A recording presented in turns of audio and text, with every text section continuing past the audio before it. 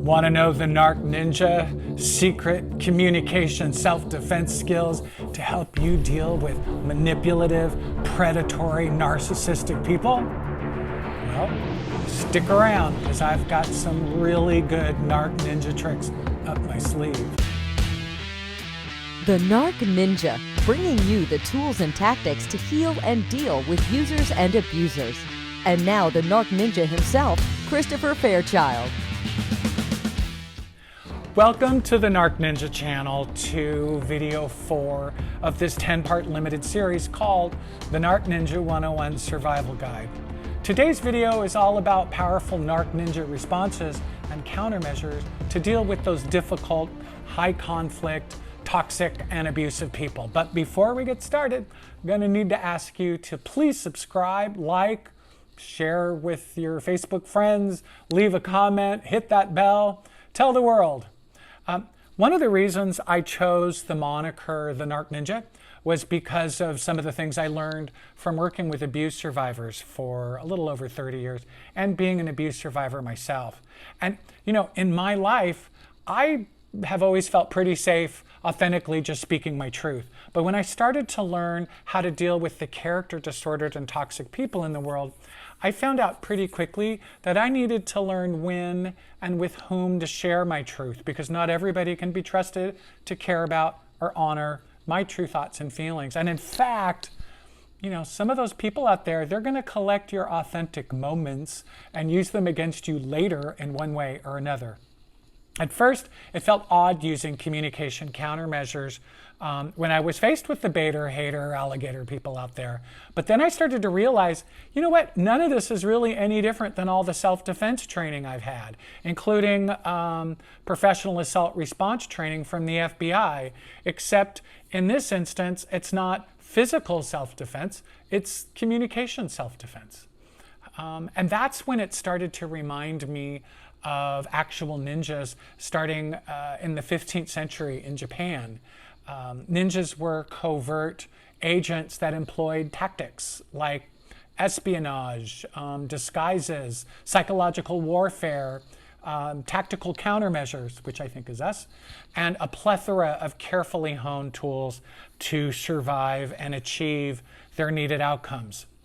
Now, while some of this may sound pretty dramatic, I think it's actually a really great way to start reframing who we are choosing to be when we have to engage with abusive people in our lives. You know, I'll tell you what, you want to be totally authentic and speak your truth? Well, in some cases, it's just better you save all of that until you're safely back home with a family member, or you can call a dear and trusted friend who's earned your truth. And then, you know, you can be as kitchen table truly you as you want to be. Abusers get their adrenaline and dopamine fix by picking fights with you, and they get addicted to that rush. And we survivors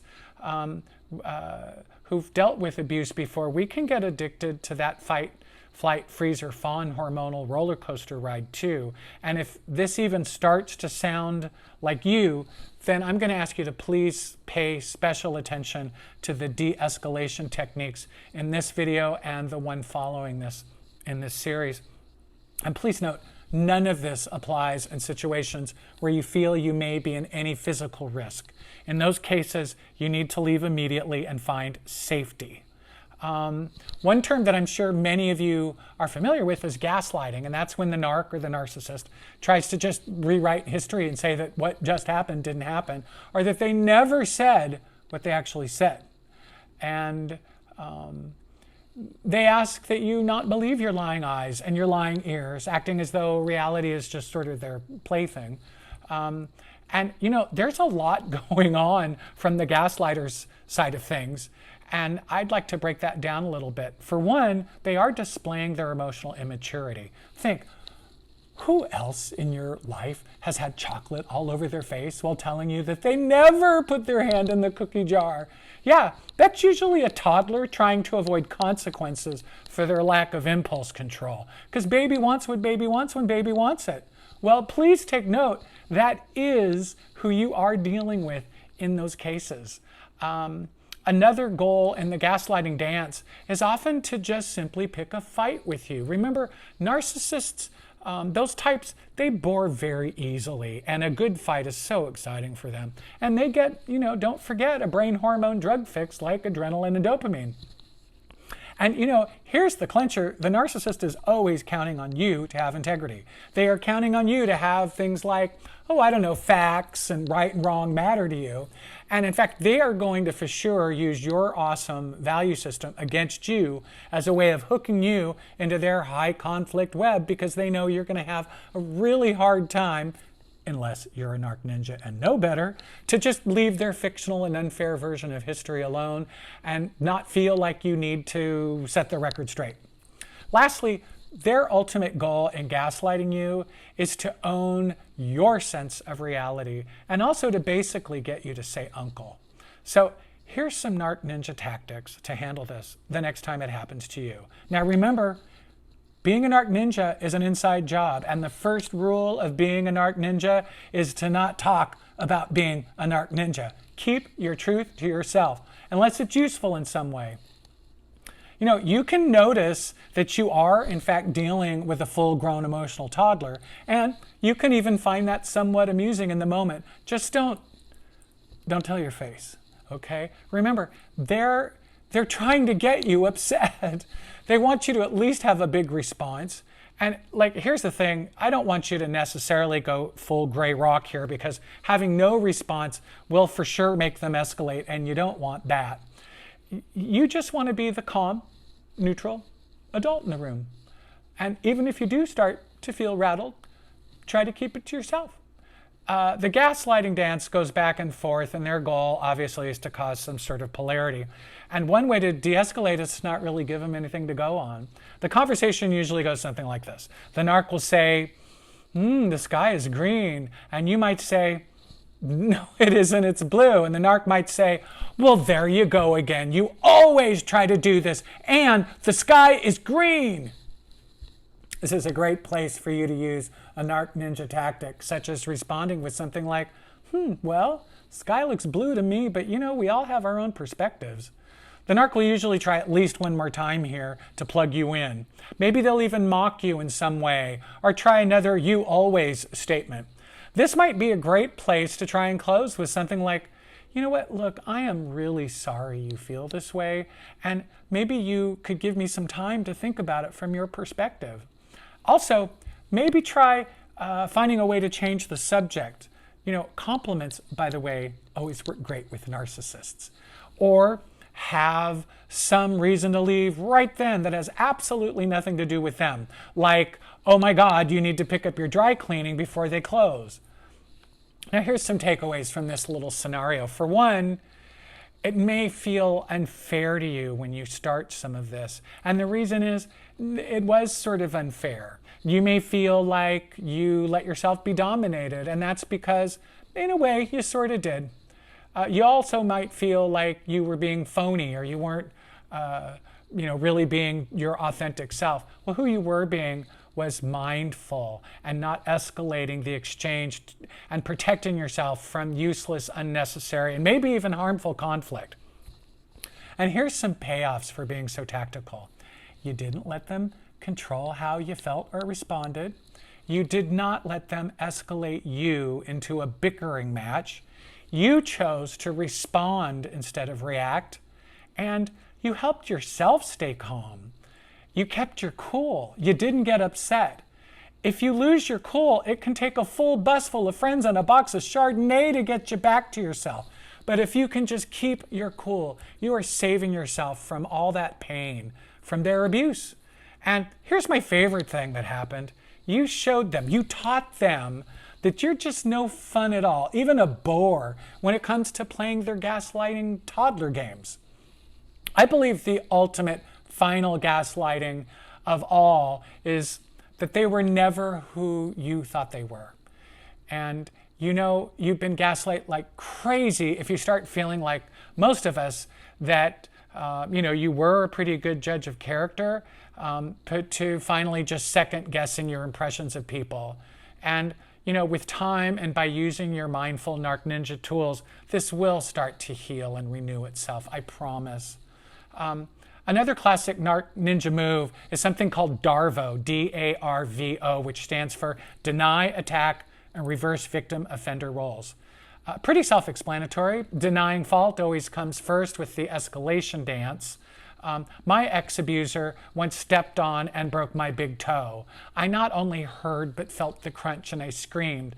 The narc gave me a dirty look, and then I said, "I think you just broke my toe." And the narc responded, "No, I didn't. Oh my God, you are so overly dramatic. I barely even stepped on your foot. You should watch where you put your damn foot. And because of your ridiculous screams, my ears are ringing." Now, had the narc had any empathy for the outcome of their mistake, I would have just let it go.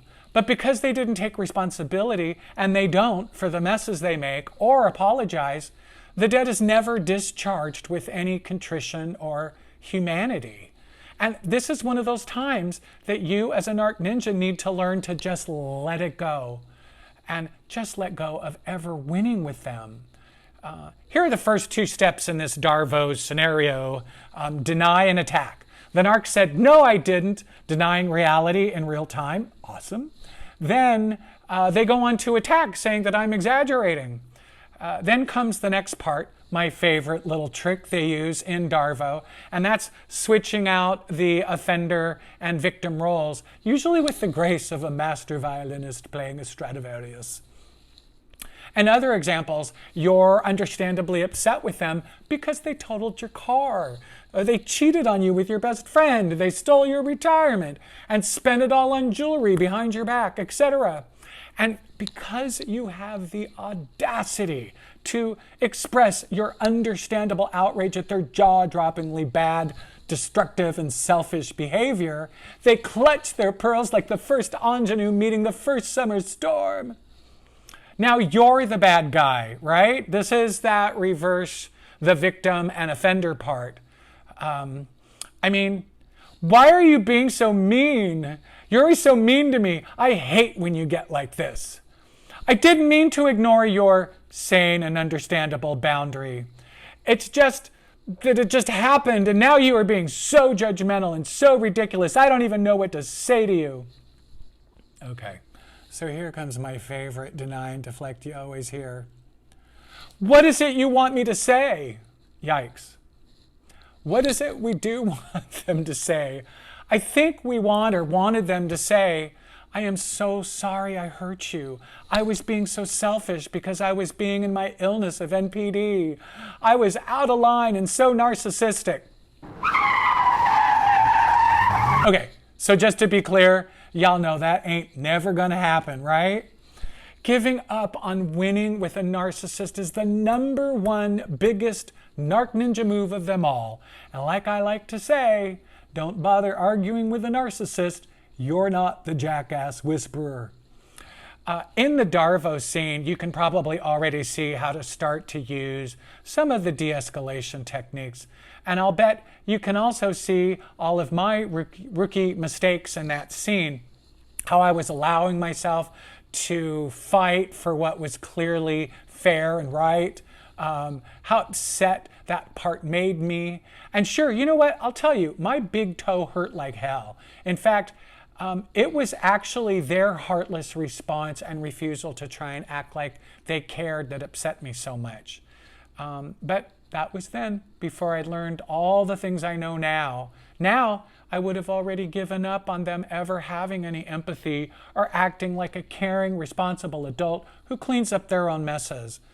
You know, because I know that in those cases, this is not who I'm dealing with. And a person can't give you what they don't have. If I only had accepted all of this all those years ago. But the good news is, it was moments like that that taught me everything I know now. And all of those lessons made me the Narc Ninja. So I can help hurting people who are where I used to be. I hope this was helpful. And if so, please subscribe, like, and share. Leave me a comment or a question. Hit that bell. And in the next, the 5th video of this series, and it's the second part of the Narc Ninja countermeasures and tactical responses, we learn how to use them in those difficult situations with those difficult people in the Narc Ninja Communication Self-Defense Part 2. Thank you so much for watching and spending some time with me. Please keep shining your light, and remember to always be you to the full.